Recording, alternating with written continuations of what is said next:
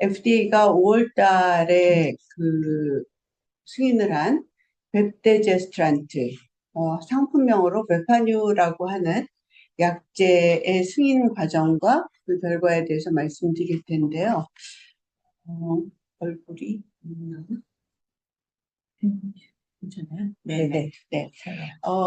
제가 이제 사실 이거를 5월 1일 날 인허가를 받아서 5월 달에 하려고 했는데 이 승인 검토 자료가 아주 최근까지 안 올라왔었어요. 근데 최근에 올라와서 또 이제 그 디그레이더 하시는 분들이 많기 때문에 한번 리뷰를 했으면 좋겠다라고 해서 골랐고요. 그래서 오늘 그 과정을 말씀드릴 건데 전체적으로 끝까지 다 가보면 이게 디그레이더인데 디그레이더이기 때문에 굉장히 특별했던 그런 포인트는 사실 없기는 했습니다. 그렇지만 이제 그 과정을 말씀드리도록 하겠습니다. 말씀드렸다시피 5월 1일 날 승인을 받았고요.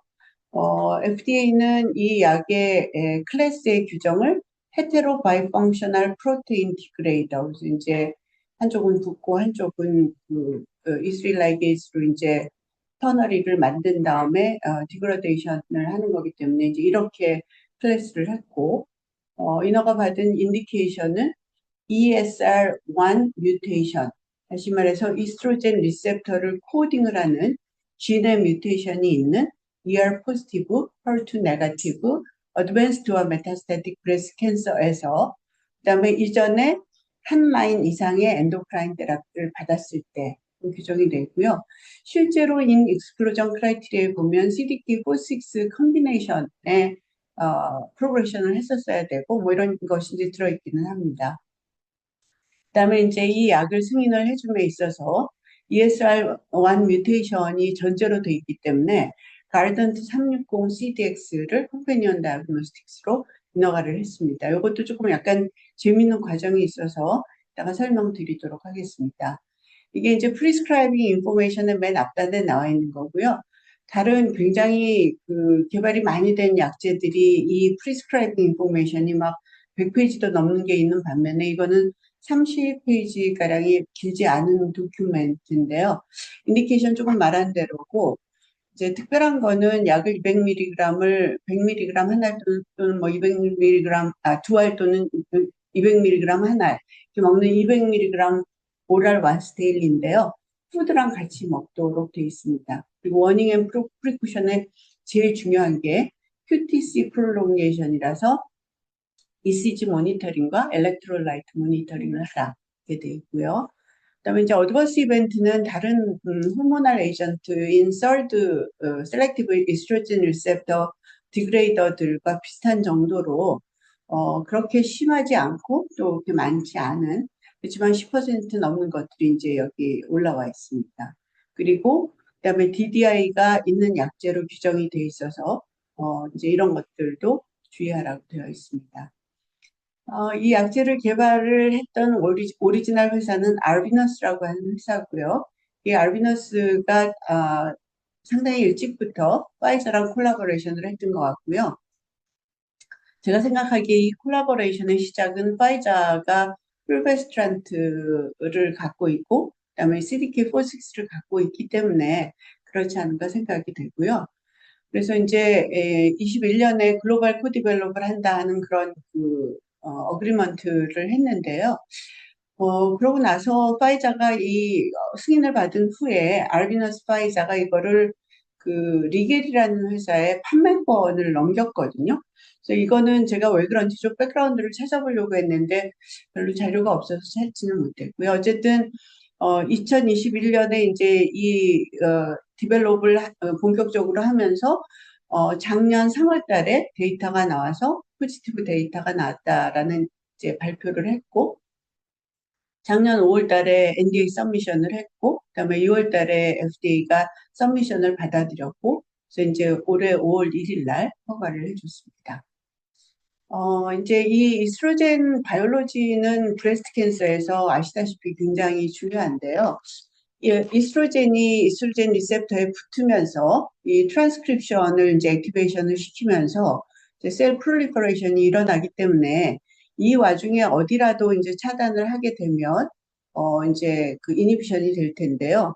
쭉 내려가는 과정 중에 보면 일단 이스트로겐이 리치할 때 생기는 거기 때문에 아로마테이스 이니비터라고 하는 그룹들은 이스트로겐의 생성 자체를 막아주는 이제 그런 기전으로 치료를 하는 거고요. 그 다음에 이제 프리메노포잘 스테이투스에서 오바리안 펑션이 굉장히 액티브하게 되면 이런 걸 써도 소용이 없기 때문에 GnRH 아고니스트를 써서 위에서 이제 서프레션을 해주는 그런 약제를 쓰기도 하고, 그 다음에 이제 이스트로겐 리셉터에 달라붙는 이스트로겐 자체를 모듈레이션 하는 그런 약제들이 있어서 이걸 SERM, SERM이라고 불러서 타목스펙 같은 약제들이 그런 게 되겠고요. 그 다음에 이제 ESR 뮤턴트가 있는 경우에, 이제 ER은 프로테인이죠. 이 리셉터고, ESR1은 이제 지인인데, 이게 뮤테이션이 생겼을 경우에 리셉터의 이제 컨포메이션이 달라지니까 이거를 이제 디그레이딩 시키는 그런 약제들이 있어서 아주 일찌감치 인허가를 받은 풀베스트란트라는 약이 거기에 속하는데, 최근 들어서 이 그 서드, 이제 서드라고 그러거든요. 서드의 개발이 아주 액티브하게 일어나고 있고, 풀베스트란트가 IM으로 주는 주사약인 반면에 최근 나온 것들은 이제 오랄로 주는 그런 약제들이 개발되고 있습니다.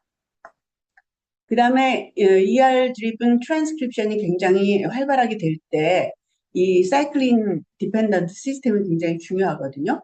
그래서 CDK4/6 이니비터들이 이제 아베마나 또는 팔보사이클릭이나 라이보사이클릭 같은 이런 약제들이 아로마테이스 이니비터 또는 풀베스트란트랑 콤비네이션으로 사용이 되고 있고, 그 다음에 이제 이 리셉터 디펜던트 하지 않고 이스케이프이 되면 PI3카이네이스나 AKT 이런 또 mTOR 이런 파스웨이가 일어나기 때문에 이런 것들도 이제 문제가 생겼을 때는 치료제로 쓸 수가 있어서 PI3카이네이즈 이니비터나 mTOR 이니비터가 인허가를 받은 바 있습니다.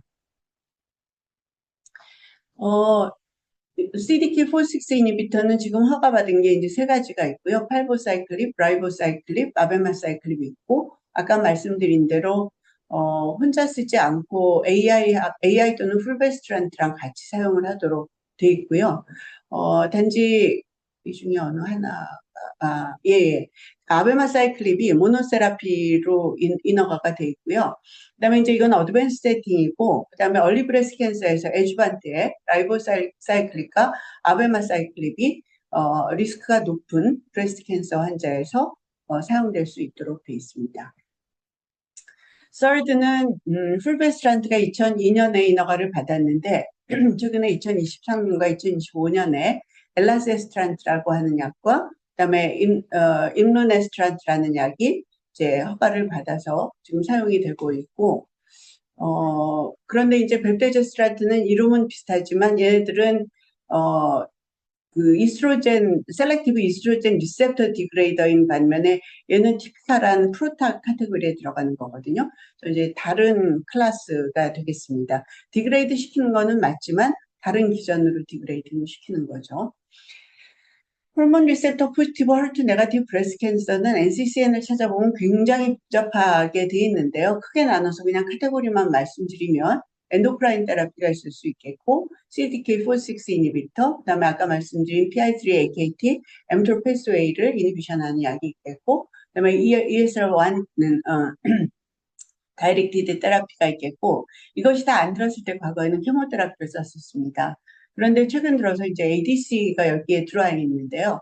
ADC 중에서 트롭2 이니비터인 트루델비, 사이스티스마 고비테카는 그냥 이제 컨벤셔널한 데피니션으로 헐투 네거티브거든요. 그런데 과거의 헐투 네거티비티의 데피니션 자체가 헐투 IHC2 포지티브인데 PC가 네거티브면 이게 헐투 네거티브였거든요.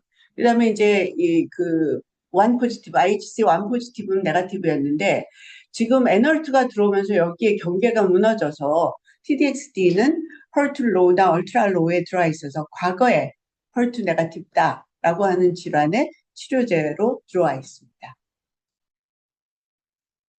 서드와 프로탁인 그 디그레이더에 대한 차이를 조금 말씀을 드리면, 이거는 뭐 이제 약을 개발하시는 분들은 훨씬 잘 알겠지만, 서드의 카테고리는 프로테인 자체를 유비큐티네이션을 해서 디그레이딩을 시키는 게 아니라 얘를 언스테이블하게 만들어서 얘가 이제 쓰레기통으로 들어가게 하는 건데, 프로탁은 아시다시피 터너리 컴플렉스를 이루어가지고 유비키티네이션이 된 것이 이제 쓰레기통으로 들어가는 그런 규전이 되겠습니다. 그러니까 다시 말해서 이쪽은 E3 라이게이지가 굉장히 중요한 역할을 하고 터너리 컴플렉스를 만들어서 들어간다라는 개념이 중요하겠습니다. 그런데 이제 임상가들은 엔소 왓이라는 그 질문을 많이 해요. 이렇게 해서 디그레이딩 시키거나 아니면 프로탁으로 디그레이드를 시켰을 때 과연 그 효과가 다를 것인가. 근데 사실 결론은 별로 다르지는 않아서 제가 뉴스를 많이 찾아보긴 했는데 사람들이 얘기를 하지만 뉴스에 딱히 나와 있지는 않은데 많은 사람들이 이걸 가지고 또 엔소와 이게 카테고리는 새로운 거고 많은 희망을 주고 있지만 약을 개발하는 사람한테 희망을 주고 있지만 환자한테 반드시 이게 더 좋은 약인가 하는 거는 이제 이론의 여지가 있을 것 같습니다.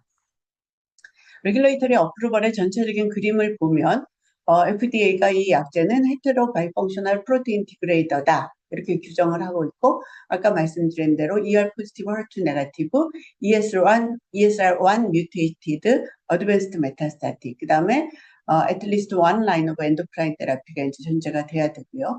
200mg을 QD로 푸드와 같이 주도록 돼 있고 그 다음에 레귤러 어프루벌을 받았고 바이오마커 테스트를 해야 되고요. 그 다음에 이제 사실 가장 중요한 FDA의 컨선은 QTC 프롤롱게이션이었는데 말씀드리겠지만 QTC 프롤롱게이션이 있었음에도 불구하고 클리니컬리는 모니터링만 잘 하면 된다라는 결론에 이르렀기 때문에 그것도 따로 말씀드리도록 하겠습니다. 기전은 아까 말씀드린 대로 이제 썰드와는 달리 헤테로바이펑셔널 프로테인 디그레이더이다. 이렇게 규정이 돼 있고 그 증거들에 대해서 FDA가 어그리를 하고 있고요. 이게 이제 인비트로에서 이런 디그레이딩 이펙트를 다 본 거죠.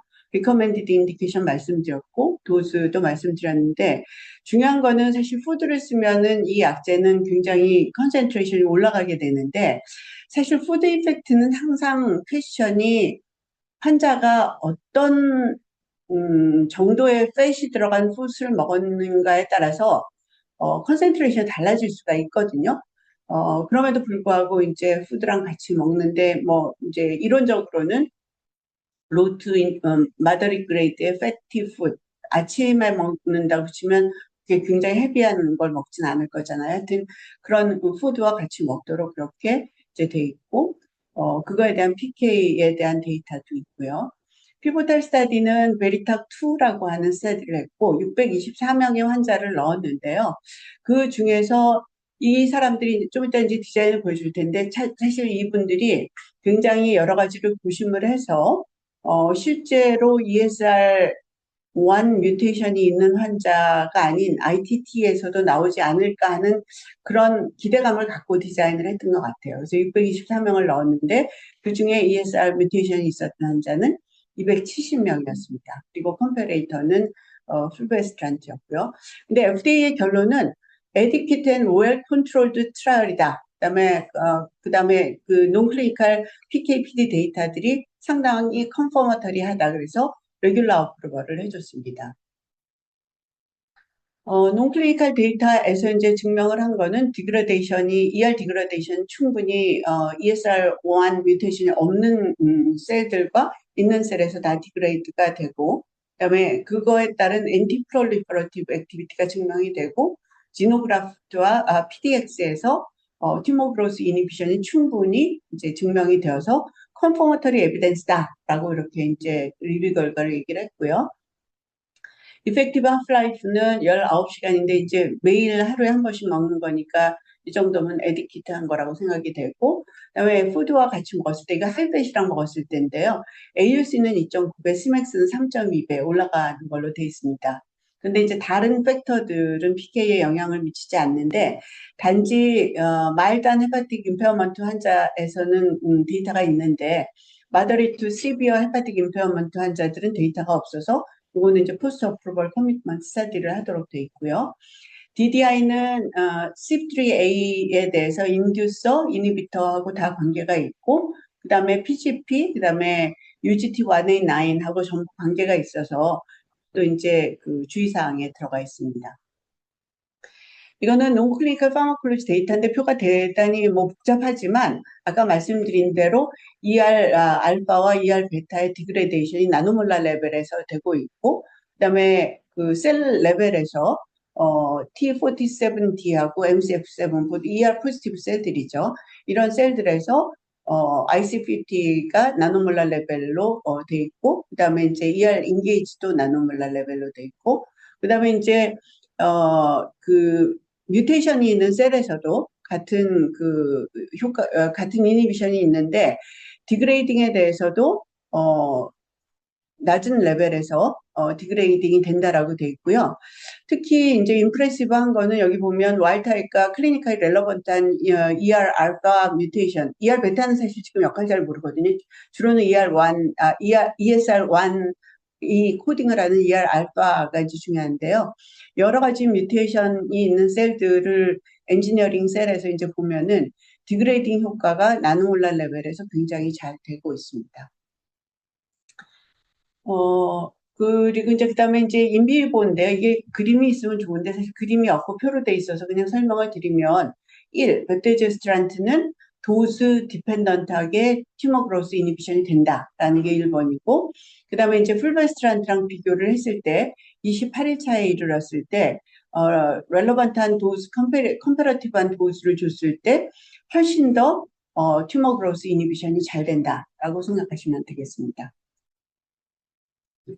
그래서 이거 뭐 전체적인 설명이지만 하여튼 메커니즘 오브 액션이 증명이 됐고, 그다음에 인비트로에서 셀룰라 이니비션이 되고 튜머 그로스 이니비션이 되고, 그다음에 이제 타겟 인게이지먼트가 인비보에서 실제로 잘 되고 있고, 그래서 이 휴먼에서도 리덕션이 환자 튜머 샘플 바이옵시에서 28일째 잘 된다. 이게 사실 도즈 디펜던트하다고 할 수는 없을 것 같고요. 충분히 잘 된다라고 생각하시면 되겠습니다.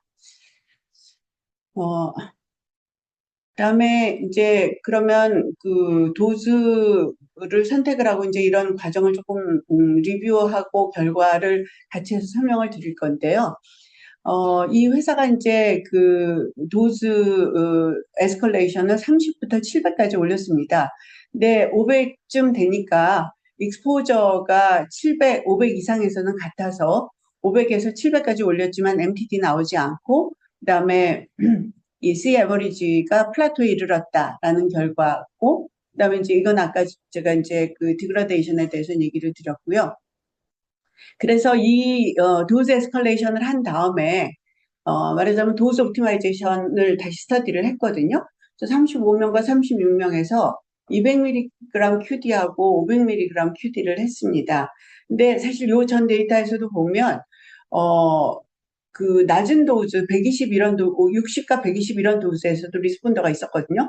근데 어쨌든 간에 200과 500을 했을 때 리스폰더가 500mg에서는 이벨렵을 19명 중에 1명, 여기 22명 중에 3명이라서 리스폰스의 차이는 있었는데, 사실 이게 리스폰스보다 PFS가 더 중요한 질환이기는 해서 익스포저하고 PFS를 봤을 때 익스포저가 어느 정도 레벨 이상에 이르게 되면 PFS가 거의 비슷하다라고 해서 그리고 이제 500mg이 됐을 때 QTC가 프롤롱 될 리스크가 더 크다 해서 200mg을 이제 그 RP2D로 결정을 했습니다.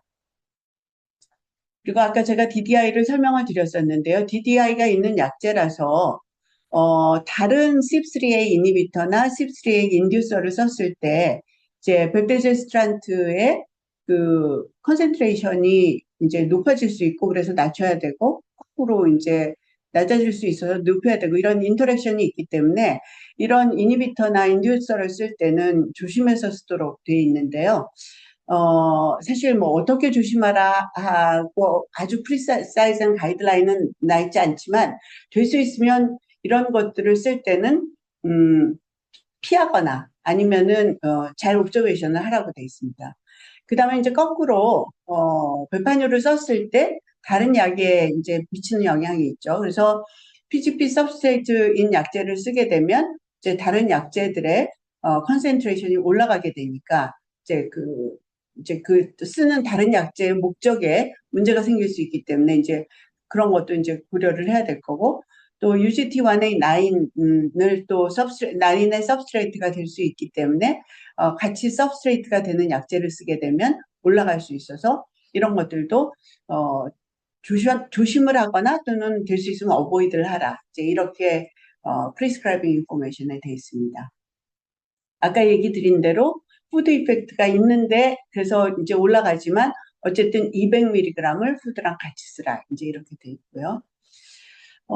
베리탁의 그 트라이얼 디자인을 보시면, 이제 ER, 포지티브, 헐트 네거티브인 ABC에서 1대1 랜덤을 해서 처음에는 560명을 넣는다고 했는데 이게 하다 보니까 624명까지 리크루트를 했던 것 같아요. 근데 이제 나중에 실제로 ESR1 뮤테이션이 있는 환자 수는 훨씬 작기는 했는데요.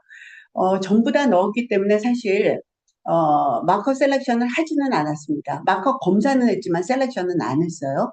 대신에 이제 다른 클리니컬 컨디션들이 들어있는데 ESR 뮤테이션이 프리셀렉트 되지 않았기 때문에 결과적으로 나온 거를 가지고 이제 아날리시스를 했는데요.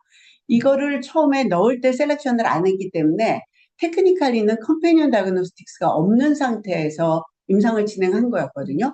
이 컴패니언 다이그노스틱 셀렉션을 하기 위한 그런 레트로스펙티브 브리칭 스타디를 나중에 했었습니다. 프라이머리 엔드포인트는 ESR1 뮤테이션 있는 환자와 ITT 환자에서 BICR, PFS를 보겠다. 그래서 두 개를 다 보기로 했고요. 메이저 세컨다리로는 OS를 이제 여기서 보겠다라고 얘기를 했고, 그 다음에 이제 이게 프로그노시스가 다를 수 있기 때문에 ESR1 뮤테이션하고 스테이터스하고 그다음 비세럴 메타스타시스에 대해서 스트라티피케이션 팩터로 집어넣었고, 그 다음에 이제 ESR1 스테이투스는 블러드 ctDNA 갖고 테스트를 했습니다. 이게 컴패니언 다이그노스틱스를 했던 게 아니라 로컬 또는 센트럴에서 이 검사를 해서 스테이투스를 확인을 한 겁니다. 그래서 이제 결과를 보시면 프로그레션 프리 서바이벌 자체가 여기 오른쪽에 보시면은 5.0개월과 2.1개월로 상당한 차이가 있죠. 그래서 하자 레이쇼가 0.57이고 아주 시그니피컨트 하면서 클리니컬리 미닝풀한 결과가 나왔고요. 리스폰스 레이트는 아까 작은 숫자에서 했을 때는 200에서 이제 훨씬 작은 숫자가 나왔었는데 10%의 리스폰스 레이트가 나왔고 풀베스란트는 4%. 근데 오버롤 파퓰레이션, 즉 ITT 파퓰레이션을 보면 시그니피컨트 하지 않습니다.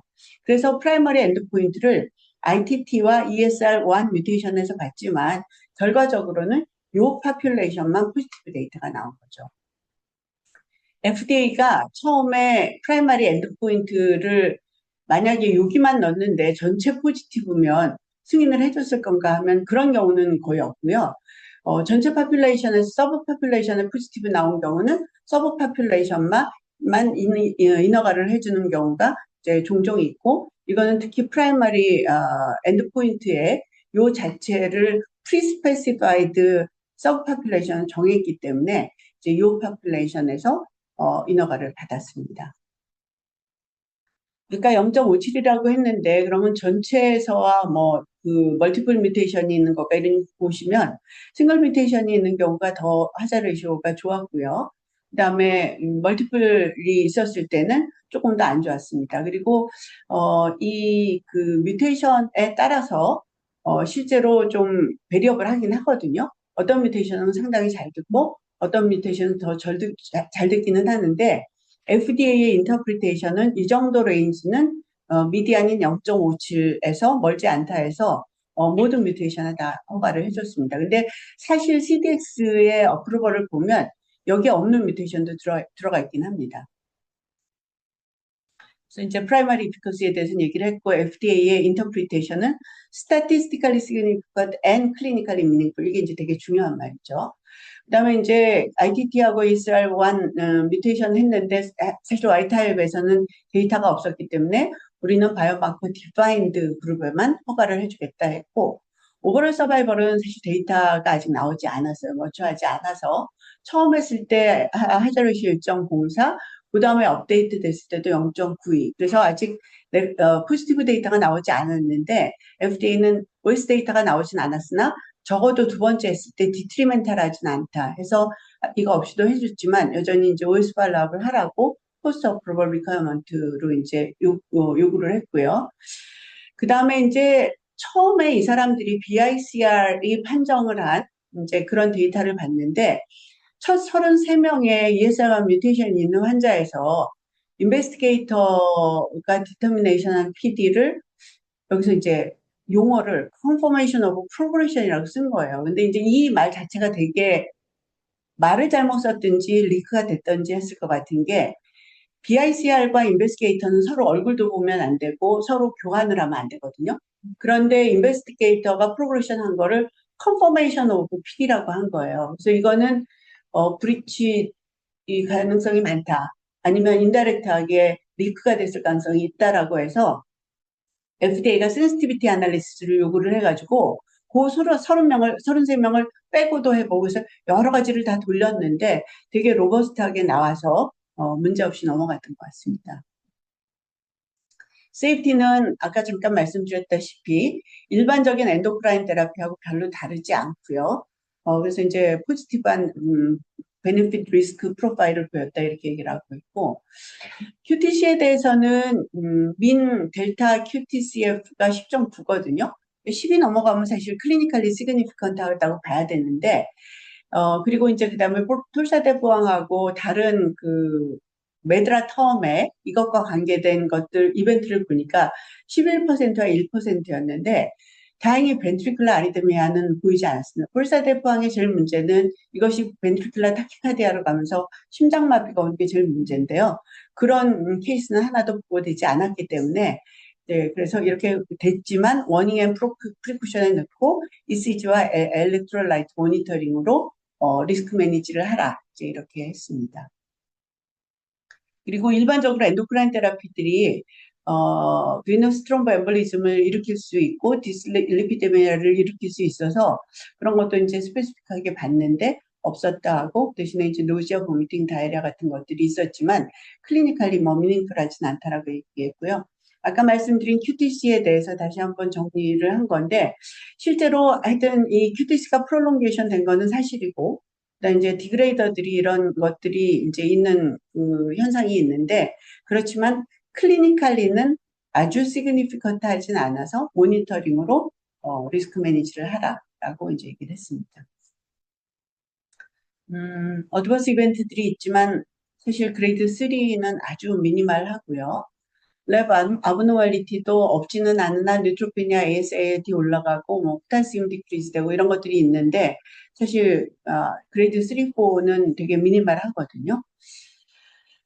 그래서 이제 포스트 어프로벌 스터디로 포스트 마케팅 스터디로 이제 리퀘스트 된 게 두 개인데 하나는 마더리 투 시비어 헤파틱 임페어먼트 있는 환자에서 PK 스터디를 해라라고 하는 것과 그다음 베리탁 2 스터디를 롱텀 팔로업을 해서 오버럴 서바이벌 데이터를 봐라.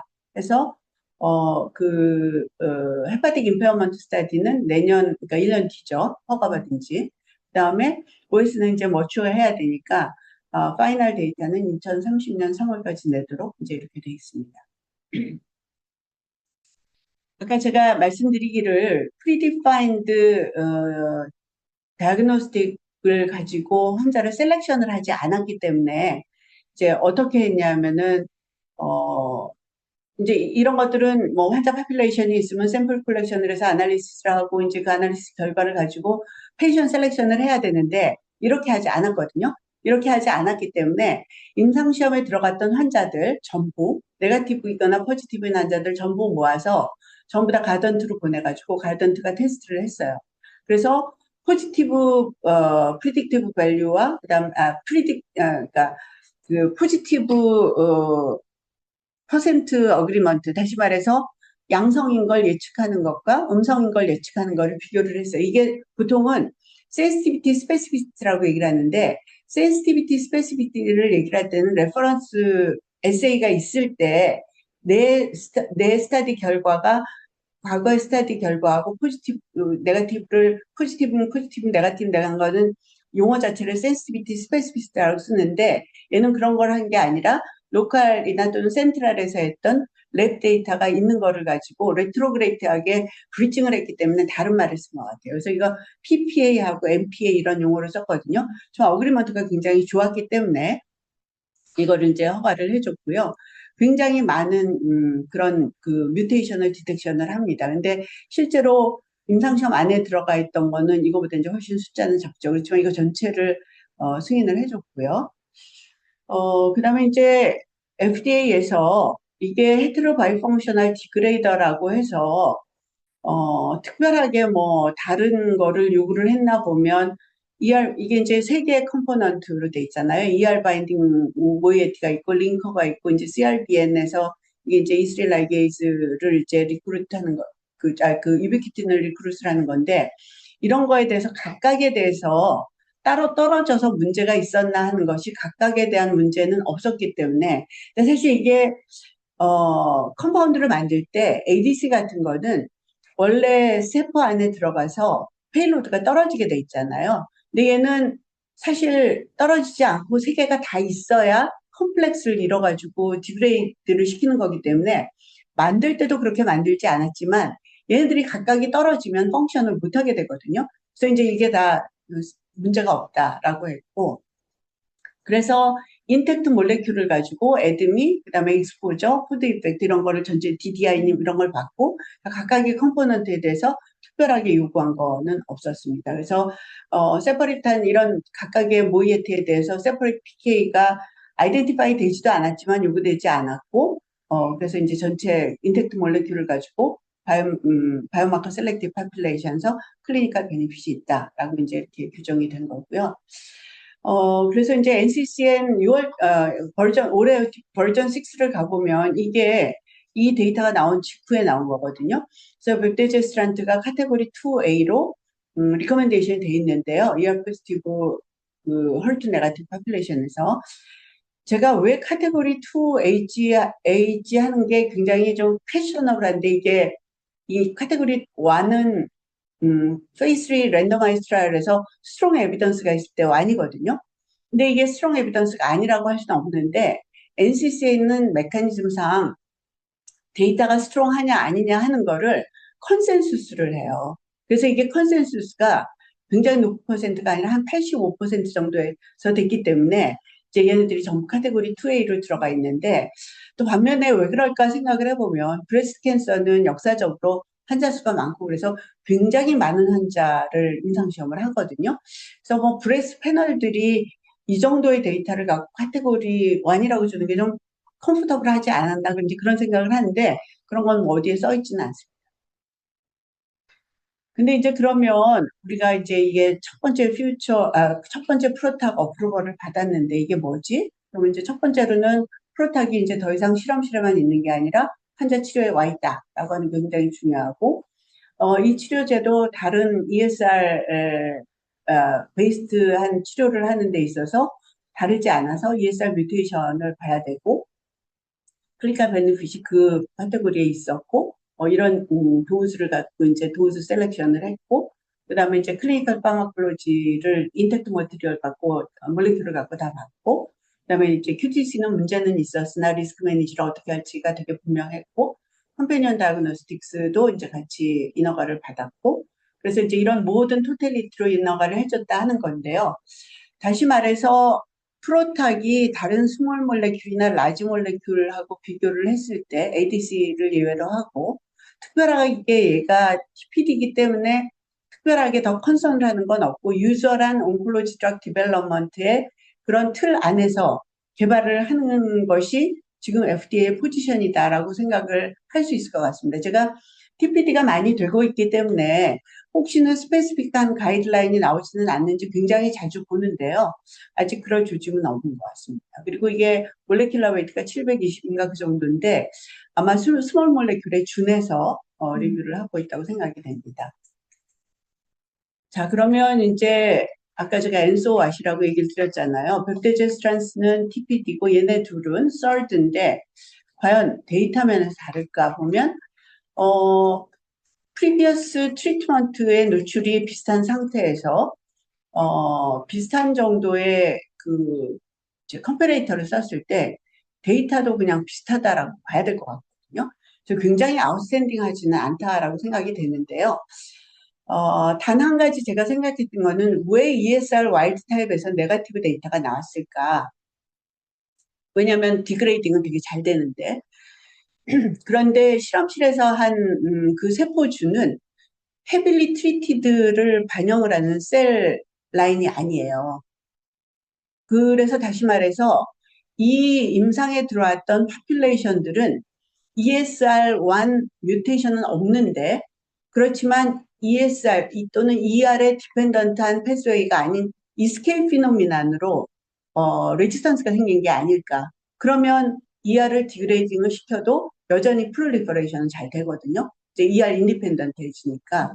그렇게 생각은 제가 하지만 사실은 이제 그런 거는 앞으로 좀 더 규명이 돼야 될 것 같고, 이거의 가장 큰 의미는 디그레이더를 1차로 가져갔을 때, 과연 효과가 훨씬 더 좋아질 건가 하는 거는 이제 앞으로 봐야 될 거라고 생각합니다.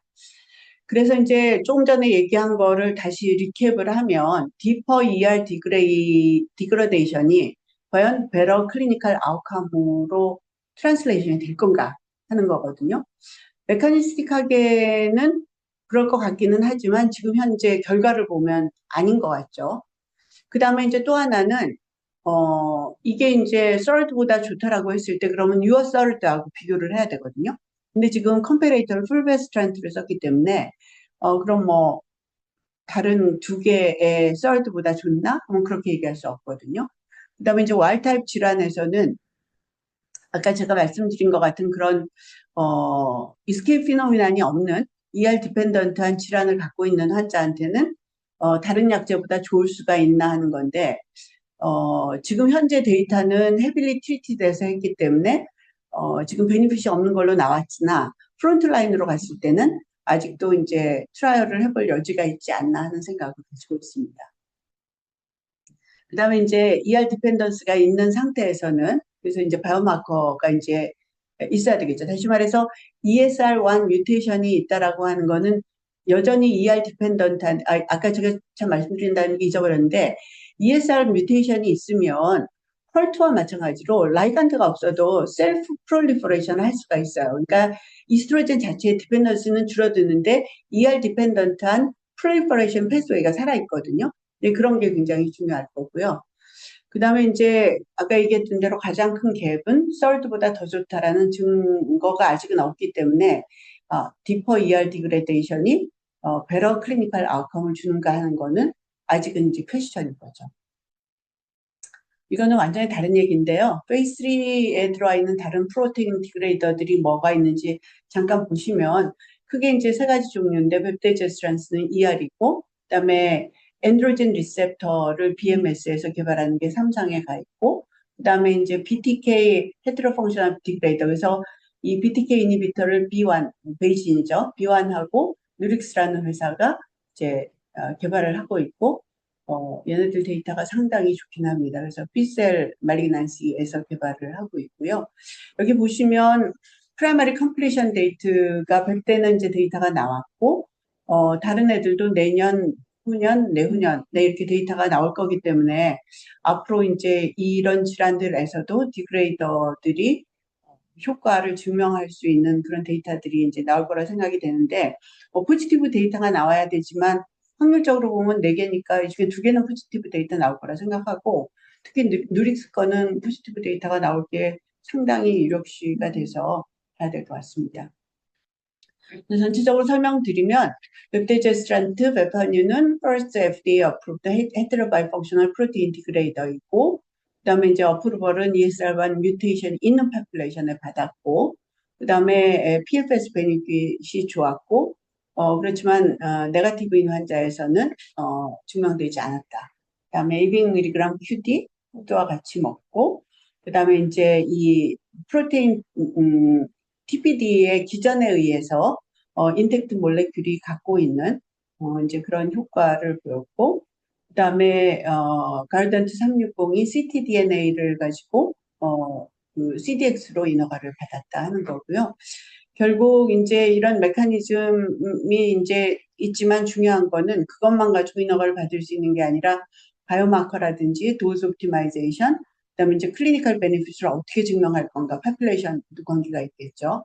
리스크 미티게이션은 어떻게 할 건가 이런 것들이 전부 다 패키지로 개발 전략을 잘 짜고 그 데이터를 내야만 이제 될 건데, 결국 뭐 알고 있는 질환에서 쉽기는 하겠지만 좀 더 어려운 질환에서 한다 그러면 조금 더 고민을 해야 될 거라고 생각은 되고요.